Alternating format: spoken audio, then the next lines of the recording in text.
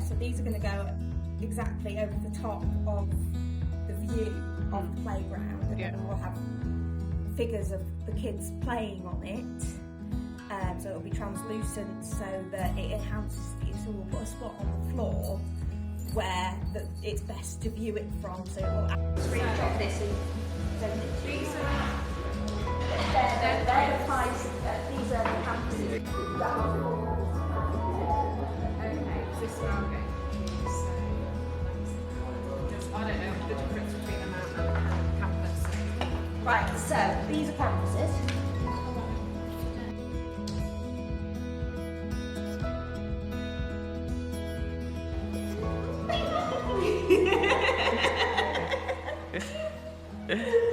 Oh dear. Back to the rightful owner. I have no excuse. I have a hoodie that has cat ears. Yeah. It's like, I'm out in the rain at the moment. It's like.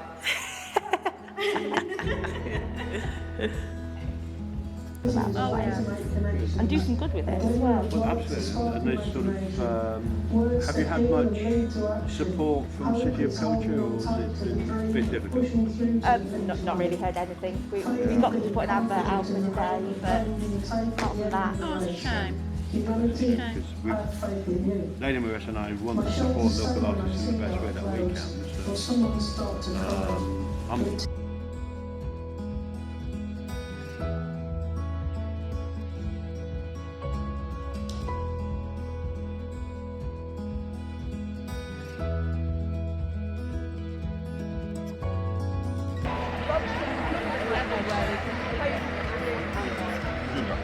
brilliant. You know, you signed that book. You never know when you used to come, you might. So this is Matthew chapter 5 verse 3 to 10. If somebody will thank you. Blessed are the poor in spirit, for theirs is the kingdom of heaven. Blessed are those who mourn, for they will be comforted. Blessed are the meek, for they will inherit the earth. Blessed are those who hunger and thirst for righteousness, for they will be filled. Blessed are the merciful, for they will be shown mercy. Blessed are the pure in heart, for they will see God. Blessed are the peacemakers.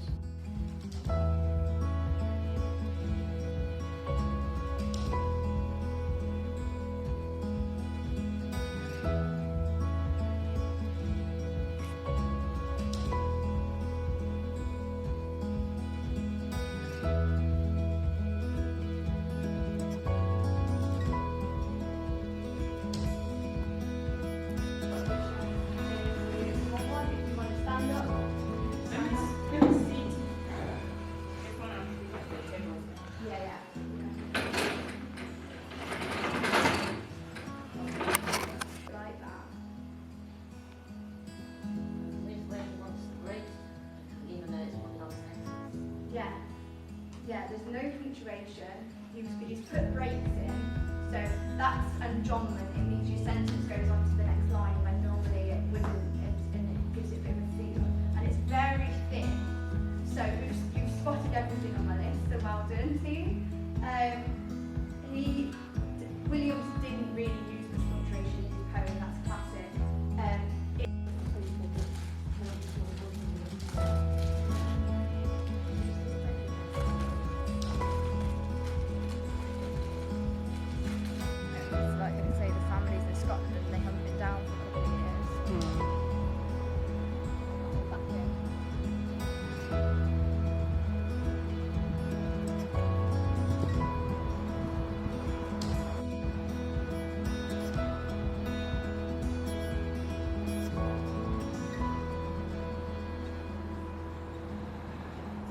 Really make sure that your creases are really accurate. The more accurate you can make them, the easier it is, and obviously the better it will look.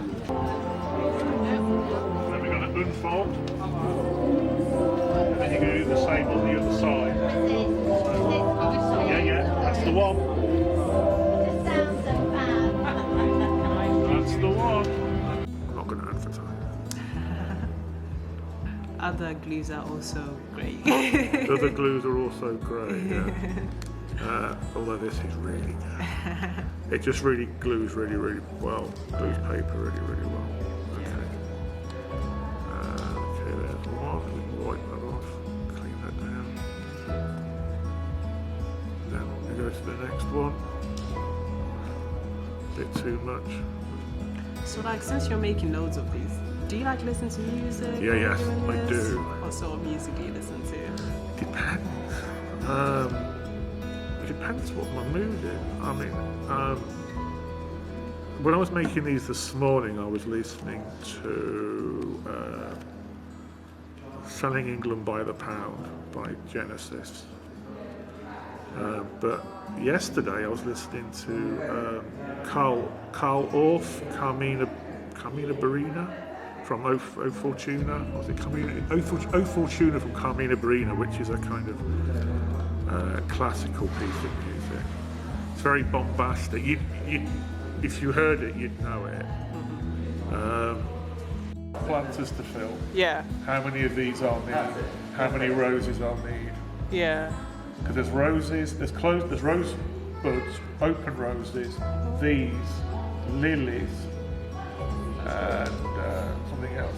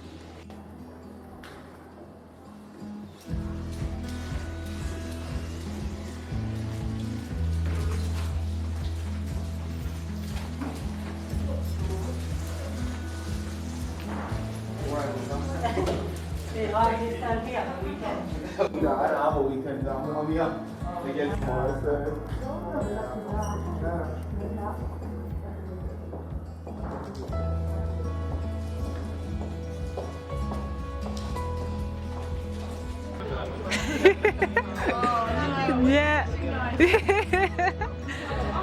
You're in action now.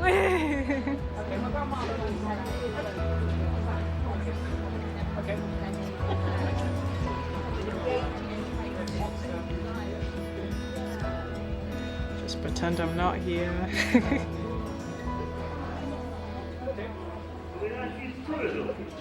Just wipe it. Essex, yeah. And then carry it this way towards your frame. I've got one with it slightly bent.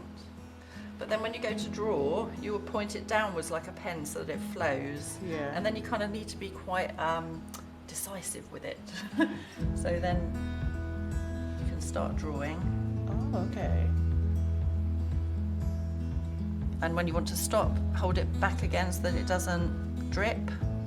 But when you tend to first put it down, it has a little bit of a blob. So I don't know if you can see these up here. People have tended to work it into their drawings. So for instance, you were doing a sunshine. The nature of it is that you'll get a little blob at the beginning. So look, there's one off the bottom. So it's just a question of getting used to how it works, really. Some people push it away from them like that. Some people pull it towards them. So these ones, so you can see it has not been in there for long. It's already starting to solidify. Yeah. Does it dry quite quickly? It dries fairly quickly. This one, like I say, this is a little bit softer. So you can have a go on your practice bit in a minute. But again, wipe it underneath, hold it back until you're ready, then point down. But this one flows a lot freer. So if you're kind of doing something quite abstract, it's quite nice. If you want to do something a little bit more precise, it's probably better to use the one that's slower. So you can have a go at how it feels on the practice piece. Then when you decide what you're going to do, you can either draw it on or you can just go for it. It's up to you. Yeah. If you draw it with pencil, the pencil mark does very slightly show through. And then when we've finished, what you can do to check is if you hold it up to the light, you can see where it's gone through and where it hasn't. So when you come to paint it, the wax will act as a separator between the two colours. But if the wax hasn't completely gone through, the colour will leak. Yeah. So sometimes if you really want a definite border, and you can check it on the frame, and then we can hold the frame up and you can paint on the other side just to make sure that it's gone right through. Okay. So that is the idea. Fun. So it might be easier for you to sit on Yeah, that yeah, chair. that's what I thought. Something, isn't it? Yeah. Don't really know. I think I'm just going around it. Seeing what feels comfortable. Yeah. So yeah, again, that was off the bottom, so just keeping it a little bit more upright. Oh, okay. So that's. No more. So hold the handle up higher. That's it. And that way the bottom of the bowl won't.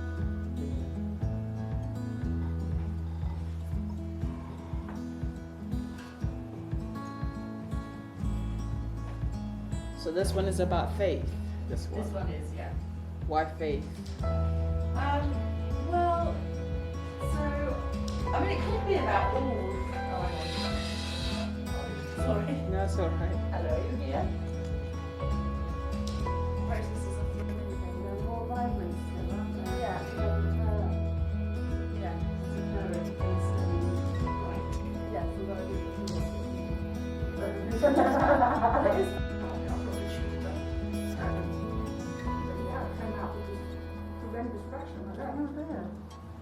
It could have been coincidental, couldn't it? But It could have been it's coincidental, but it was just like shingles tends to come out if it's in your system. Yeah, because I was at yours tonight.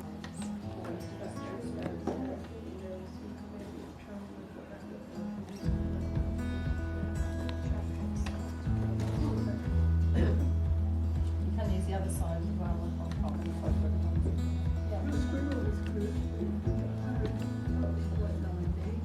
Squirrel.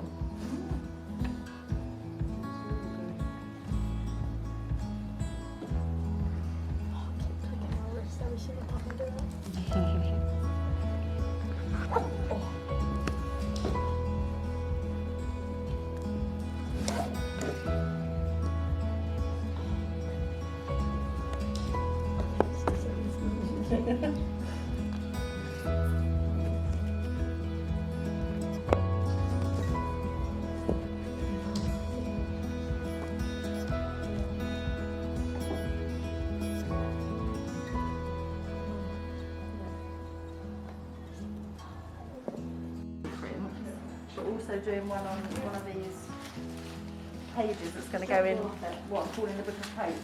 And a lot of these people are coming back to do some collages on them like this. So we're going to pick out positive words. Because the idea being it's done on newspaper, which normally tells you bad news. So we're going to find positive things and put it on that.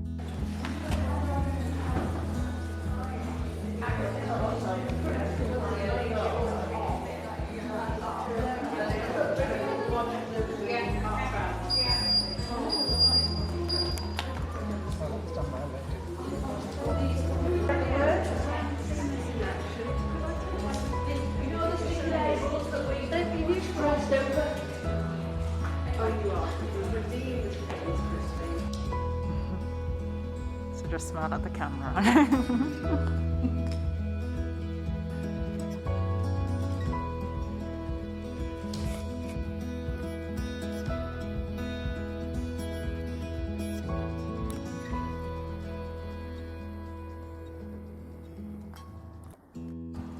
Well, hello and welcome to our studio. So this is a purpose-built music room. My fiance Fran did most of the work actually, but I'll give you a bit of a show around. When are we doing it together? Okay, alright, so that's a 1-beat bar. That does happen sometimes. But our most common thing is no, we'll go with that. So we've got a 1-beat bar sorted. Now we're going to go a 2-beat bar. So like a march would be 2 beats. So dun dun da da dun da da 1 2 1 2 1 2 and 1 2 and 1 2 1 2 1. Anyway, point is that the next important thing is the upbeat. So we're going to go and 1, 2, 1, 2. So down, up, down, up. That's all we need to do. Down, down, da da da da da da da.